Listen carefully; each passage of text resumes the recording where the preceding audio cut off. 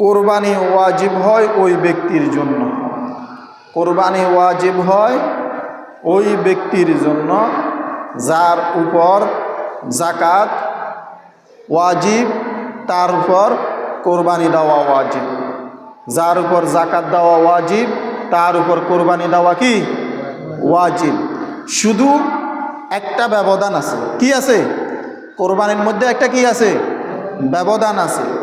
ব্যবধানটা হলো যাকাতের নেসাব 1 বছর অতিবাহিত হইতে হয়। কত বছর? 1 বছর অতিবাহিত হইতে হয়। কিন্তু কোরবানের যার উপর কোরবানি দেওয়া ওয়াজিব তার 1 বছর অতিবাহিত, ওই টাকাটা অতিবাহিত হওয়া দরকার নাই। কোরবানি ঈদ হলো 3 দিন। কয় দিন? 10 তারিখ, 11 তারিখ, 12 তারিখ। 10 তারিখ, 11 তারিখ, 12 তারিখ।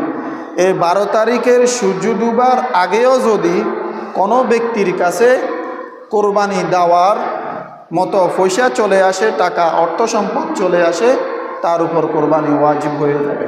1 বছর অতিবাহিত হওয়া শর্ত নয়। 1 বছর অতিবাহিত হওয়া কি শর্ত নয়। সেটা কি? নেসাব কি?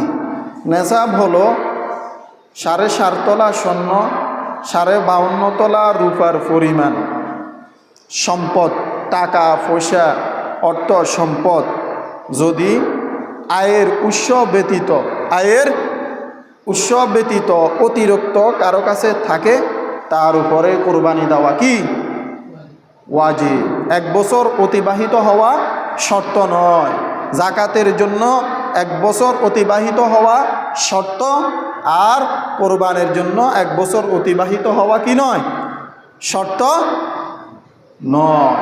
অর্থাৎ 52.5 তোলা রূপার দাম বর্তমান বাজারে 55 থেকে 60 হাজার টাকা। 55 থেকে, কথা বলেন, 55 থেকে কত? 60 হাজার টাকা। এই 60 হাজার টাকা পরিমাণ, 60 হাজার টাকা পরিমাণ যদি স্বর্ণ থাকে, রূপা থাকে, গরু থাকে, ছাগল থাকে, বেড়া থাকে, দোকান থাকে, কি থাকে? দোকান থাকে, তারপরে যায় এবার অতিরিক্ত জায়গা থাকে, টাকা থাকে, তাহলে অতিরিক্ত আয়ের উৎস ব্যতীত তাহলে ওই ব্যক্তির জন্য কোরবানি দেওয়া ওয়াজিব। ওই ব্যক্তির জন্য কোরবানি দেওয়া কি ওয়াজিব। ওই ব্যক্তির উপর কোরবানি দেওয়া ওয়াজিব। মনে করেন যে ব্যক্তি মুসাফির, যে ব্যক্তি কি, এদিকে খেয়াল করি, যে ব্যক্তি মুসাফির তার উপর কোরবানি দেওয়া ওয়াজিব নয়।